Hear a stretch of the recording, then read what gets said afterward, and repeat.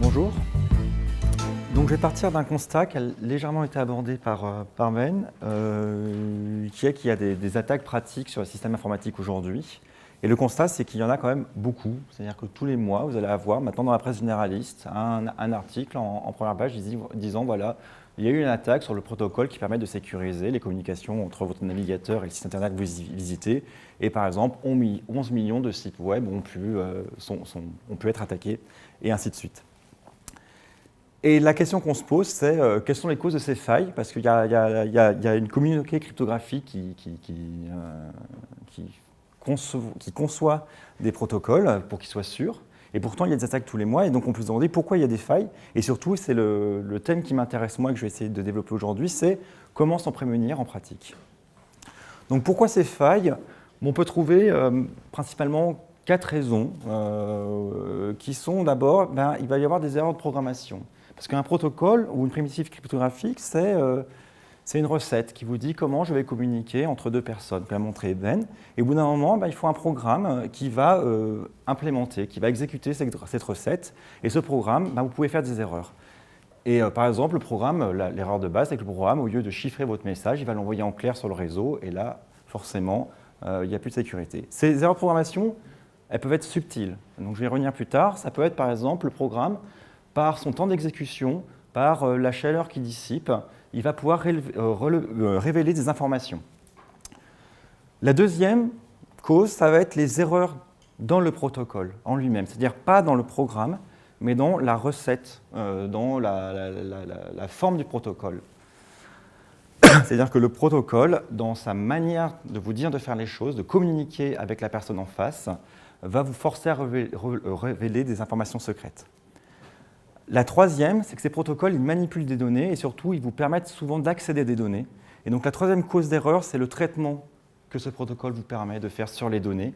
Et ces traitements vont vous permettre encore d'obtenir de l'information privée. Et enfin, la dernière, celle qui m'intéresse, c'est la sécurité des primitives cryptographiques. Alors là, je vais définir ce terme. Le protocole, comme j'ai dit, c'est la recette qui vous permet de communiquer, pour vous dire quand je veux parler avec telle personne, je vais commencer par me présenter comme ça, celle-ci va se présenter comme ci, et ainsi de suite. Ces protocoles, pour atteindre des buts de sécurité, d'authentification, vont utiliser des primitives cryptographiques telles que le chiffrement, la signature digitale ou le hachage d'informations, par exemple. Si ces primitives présentent des faiblesses, alors le protocole présentera des faiblesses. Et c'est le travail, l'étude des preuves de sécurité de primitives et le travail qui m'intéresse au sein du laboratoire à Polytechnique. Alors, j'ai détaillé un peu toutes ces erreurs. L'erreur de programmation, donc c'est vraiment des erreurs réelles, qui ont eu lieu dans le passé. L'erreur de programmation standard, par exemple, c'est que vous parlez avec quelqu'un et vous envoyez une information 2 fois. Vous envoyez la même information 2 fois. Mais le programme en face va utiliser cette même information qui a été envoyée 2 fois de manière interchangeable et sans vérifier que vous avez envoyé l'information 2 fois. Typiquement, vous allez dire à la personne en face, stocke-moi le mot chapeau, et ce mot fait 7 lettres, et le programme va écrire le mot chapeau en mémoire. Et après, vous allez lui demander, redonne-moi le mot que je t'ai demandé de stocker, qui faisait 500 lettres. Et le programme en face, il n'a pas vérifié qu'en fait, la première fois que vous lui avez dit, en fait, ça faisait 7 lettres, il va lire 500 caractères en mémoire. Sauf que derrière le mot chapeau en mémoire, il y a certainement d'autres choses. Des informations, d'autres connexions, par exemple une clé privée, votre information de banque, ou j'en sais rien. Donc ce qui est sûr, c'est qu'une erreur de programmation grossière de cette manière-là vous permet de forcer l'envoi d'une partie de la mémoire et donc d'une partie d'informations privées. Et cette erreur, c'est Heartbleed, qui a été découvert il y a 2 ans. Une deuxième erreur de programmation plus subtile, c'est les canaux cachés. Donc là, je vais m'intéresser par exemple au protocole TLS, qui est le protocole qui permet de sécuriser les échanges quand vous parlez à un site web. Et donc, dans ce protocole, vous allez, comme j'ai dit, utiliser des primitives cryptographiques. Par exemple, vous allez utiliser le chiffrement, le bourrage et l'authentification, qui sont 3 primitives cryptographiques. Et l'adversaire, la personne qui essaie de récupérer des informations, va pouvoir injecter des paquets dans le réseau et provoquer des erreurs, par exemple des erreurs dans le déchiffrement ou des erreurs dans le débourrage ou des erreurs dans la vérification de l'authentification. Et suivant là où vous arrivez à provoquer l'erreur, si le programme en face ne fait pas attention, il va avoir des temps de réponse différents. Alors des temps de réponse différents de l'ordre de la milliseconde, ce n'est pas beaucoup. Ceci étant dit, par des effets de levier, par des méthodes statistiques, vous allez arriver à récupérer des informations privées juste par des erreurs de l'ordre de la milliseconde. Donc c'est une erreur de programmation, mais subtile, parce que vous implémentez le protocole, c'est-à-dire vous suivez la recette, mais par des informations un peu cachées, comme le temps de réponse, vous révélez les informations. La troisième erreur, c'est le mauvais traitement de données. Donc là, j'ai encore donné un exemple, et je vais donner l'exemple du prix Netflix. Netflix, donc, ils permettent de donner des notes sur des films et de vous proposer, par exemple, des films que vous pourriez aimer suivant les notes que vous avez données.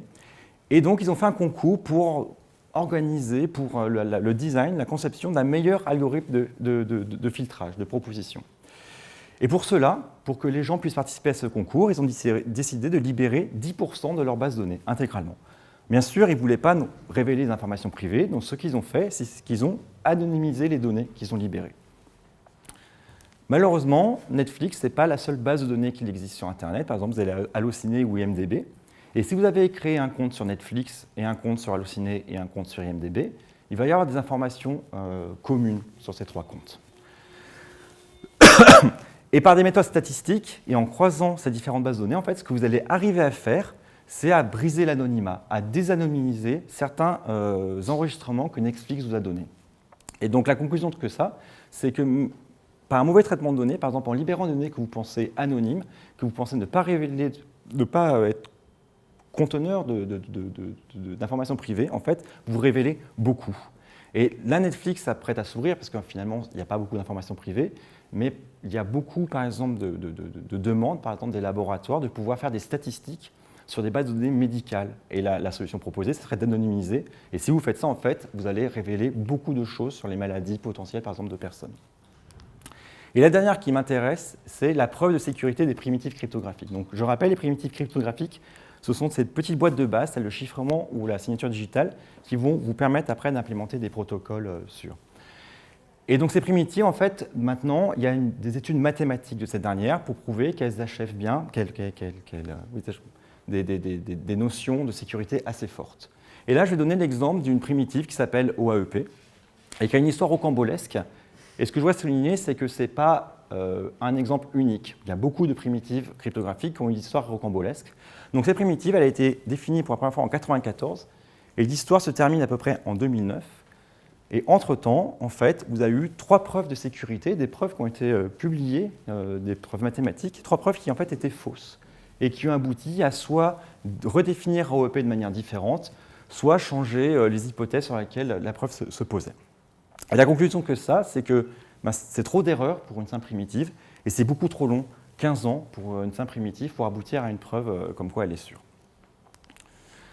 À tel point qu'au milieu des années 2000, des acteurs majeurs de la communauté cryptographique a dit que, selon leur opinion, beaucoup trop de preuves de sécurité de ces primitives étaient fausses et que le domaine approchait d'une crise de rigueur. On peut se demander pourquoi une telle crise.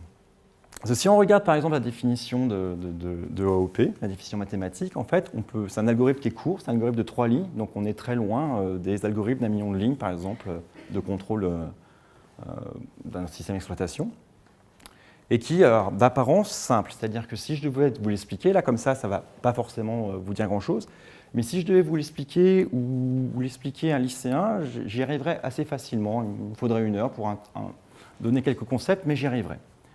Mais leurs preuves de sécurité, ces algorithmes courts, elles sont subtiles. Elles sont subtiles pour, à mon avis, 2 raisons. C'est que déjà, c'est des algorithmes probabilistes. Ça veut dire quoi? C'est-à-dire que l'algorithme, à chaque fois qu'il va s'exécuter, il va faire un lancer de dés, donc un gros dé avec beaucoup de choix, mais il va faire un lancer de dés et il va obtenir un numéro, il va utiliser ce numéro aléatoire pour s'exécuter. Et à chaque exécution, il fait un lancer de dés. Donc c'est ce qu'on appelle un algorithme probabiliste. Deuxième chose, c'est qu'il évolue dans un environnement hostile. Et c'est un environnement qui est activement hostile. C'est-à-dire que vous évoluez quelque part, il y a quelqu'un qui essaie de vous soutirer l'information. C'est-à-dire que si dans votre programme, il y a un bug et que vous estimez que la chance que vous tombiez sur ce bug à chaque exécution est de 1 sur 1 million, dans un environnement hostile, l'adversaire peut peut-être vous forcer à toujours passer sur ce bug. Et donc à amener la probabilité à 1, c'est-à-dire à chaque fois que vous exécutez l'algorithme, vous tombez sur le bug. Et ça rend l'étude particulièrement compliquée. Mon axe de travail va être d'essayer de faire de la cryptographie assistée par ordinateur, c'est-à-dire fournir des outils qui va permettre au cryptographe d'analyser par ordinateur la sécurité de sa primitive. Pour cela, on va se baser sur les méthodes formelles. Donc les méthodes formelles, maintenant, c'est quelque chose qui n'est plus récent, c'est quelque chose qui a entre 30 et 40 ans. Et le but des méthodes formelles, c'est d'utiliser les mathématiques pour la conception et l'étude de systèmes informatiques.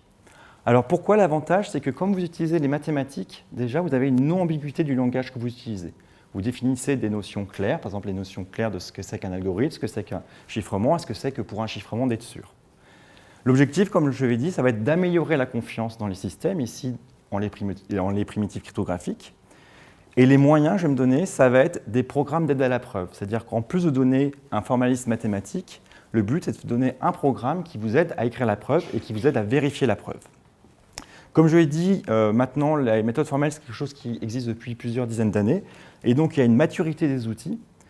Et une maturité des outils, et notamment, c'est utilisé dans certains domaines critiques, tels que l'aérospatial, comme ça va être présenté dans l'exposé suivant. Donc, la cryptographie assistée par ordinateur, le but, c'est des preuves sûres de la sécurité primitive cryptographique. Et comme je l'ai dit, les moyens, ça va être l'assistance par ordinateur via les méthodes formelles, afin de détecter les erreurs et de manipuler des preuves qui sont subtiles ou grosses, sans l'aide à la manipulation de grosses preuves. Et ça va être basé sur les techniques de vérification de programmes. Comme je l'ai dit, et je le répète, c'est quelque chose maintenant qui existe depuis 40 ans. On a beaucoup de logiciels, méthodes formelles qui permettent de faire de la vérification de programmes.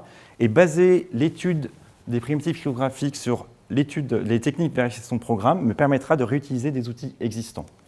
Ainsi, je vais avoir une équation, c'est que la vérification formelle de programmes probabilistes, c'est faire de la preuve de sécurité. En pratique, donc maintenant dans mes travaux à l'École Polytechnique, j'ai développé un outil qui s'appelle EasyCrypt. Et depuis 5 ans, on a fait plusieurs études de cas. Donc on a commencé avec des primitives cryptographiques simples, telles le chiffrement, la signature, les schémas de hachage. Et plus ça va, plus on a des outils qui permettent de faire de l'étude de protocoles primitifs compliqués, tels que notamment, dernièrement, le vote électronique.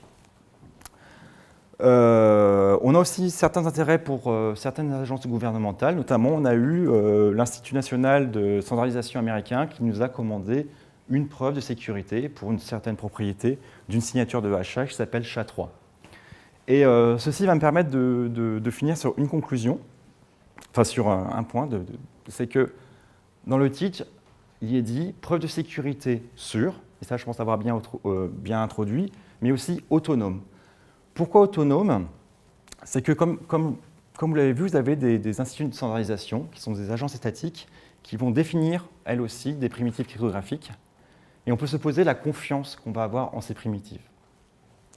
Fournir des outils qui vont me permettre, moi, indépendamment, de vérifier la sécurité de ces primitives, c'est pouvoir me dégager des agences étatiques ou toute autre agence et dire, OK, l'agence m'a standardisé quelque chose que je peux utiliser pour parler avec les autres parties, mais je n'ai pas à faire confiance en l'agence quant à la sécurité de ces primitives.